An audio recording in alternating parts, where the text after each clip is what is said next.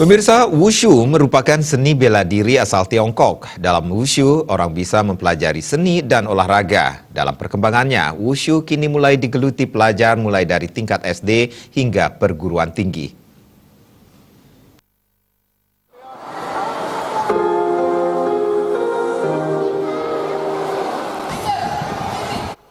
Olahraga Wushu kini mendapat perhatian yang istimewa dari masyarakat. Olahraga yang dulu hanya dilakukan oleh golongan tertentu, kini telah memasyarakat.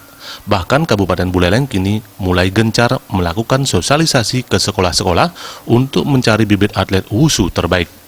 Tidak ada data resmi yang mencatat sejak kapan Wushu mulai masuk ke Bali. Namun di Buleleng, Wushu diprediksi mulai berkembang sejak beberapa tahun terakhir ini. Perkembangan Wushu terutama di nomor Toulu, tradisional dan sandal kian mendapat minat luar biasa dari generasi muda. Meski mendapat antusiasme yang besar, Wushu juga masih terkendala dengan jumlah pelatih yang sangat minim.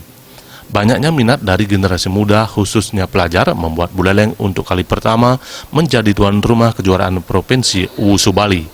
Perlombaan tersebut diikuti hingga 680 peserta di seluruh Bali.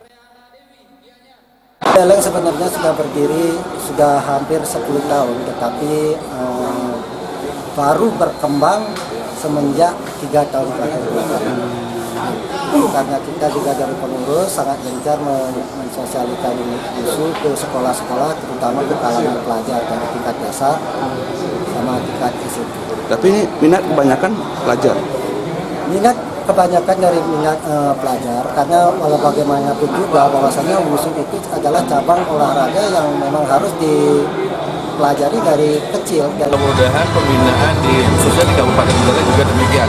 Tadi dari laporan Ketua Harian Koni menyampaikan bahwa olahraga Wushu ini sudah dipertandingkan oleh Korja. Jadi kita pembinaannya sudah dimulai dari anak-anak, dari anak SD. Tadi kita lihat juga bahwa atlet kita yang di Buleleng yang terbanyak mungkin yang di Bali.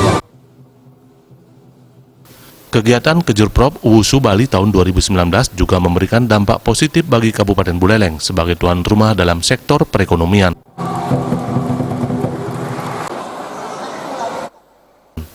Komang Yuda, Bali TV.